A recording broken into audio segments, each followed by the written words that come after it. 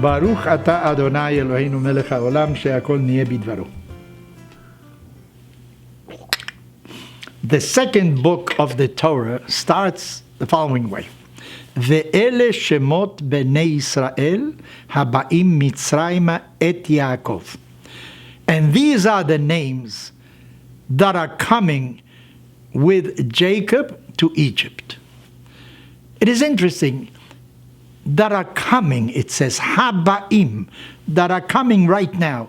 Actually, it should say, you're reading this now, these are the names that came with Jacob. What is this that are coming? That's in the present. The phrase is not constructed well. My teacher, once again, Rabbi Soloveitchik, said the following. For the Egyptians, even though the Hebrews were there for dozens of years, for centuries included, they were always considered as if they were just coming. They weren't part of the Egyptian society. They are the ones that are coming right now. They're here already for a century. It doesn't matter. They're different from us. They are not the same as us.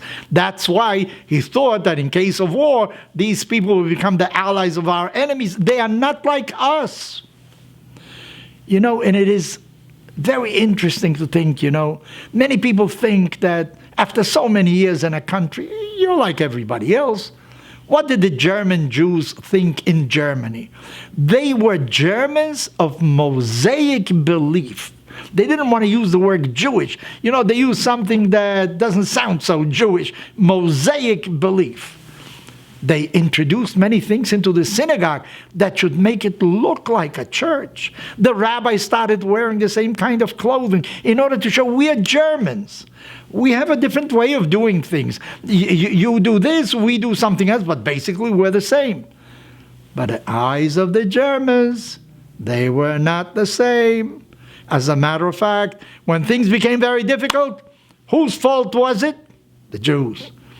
You know, as a matter of fact, and I introduced this just as an aside, you know, here in Miami, there were pamphlets these days that were distributed that said that the Jews are the ones that caused the virus. The Jews control the money in the entire world. They're responsible for all the ills of the world. They never want to include the Jews as well. And the American Jews feel, you know, we belong here. How can you explain that American Jews marched in Birmingham, I think it was, you know, very prominent Jews marched together with Martin Luther King and whatnot, fighting for the rights of the black people. And among the black people, you feel today there's a lot of anti-Semitism going on. Why did we fight for the blacks? Because we are Americans, and if there's something wrong in America, we have to fight against it, because this is our country. Yet for many people, you are not really, you are Haba'im. You haven't been integrated into American society as yet. This is what happened in Germany prior to the Second World War. Jews thought that they were Germans, as I mentioned to you before, but that wasn't so. They were singled out as the ones that were responsible for all the ills of Germany at that time. As a matter of fact, it started with our father Abraham. Abraham came to the land of Canaan, and he said a very famous expression, Ger v'toshav anochi imachem. I am a stranger and a resident together with you in this place. In other words, the Jew always somehow wanted to retain his own personality, his own tradition. He wanted to integrate, but he didn't want to assimilate totally. In other words, he wanted to retain some of his language. He wanted to retain some Hebrew. He wanted to retain some Yiddish. He wanted to retain some Ladino. He wanted to have his synagogue different. He wanted to retain his individuality. He appreciated the society in which he lived, the freedoms it offered, progress, of course.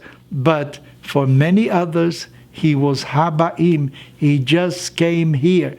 How can you say that in the United States? In the United States, prior to Columbus, there were no white people in the Americas. He first brought white people into the Americas. When was New York established? It was New Amsterdam.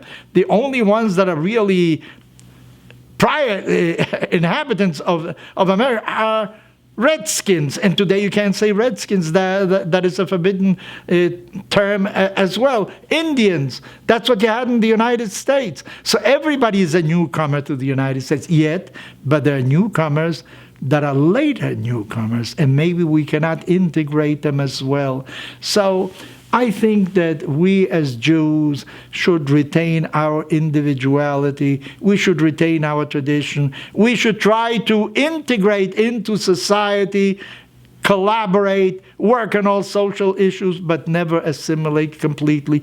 Retain our own individuality. And remember that we have to be responsible one for another, because in the eyes of some, we are still newcomers, even though we have been here for many generations.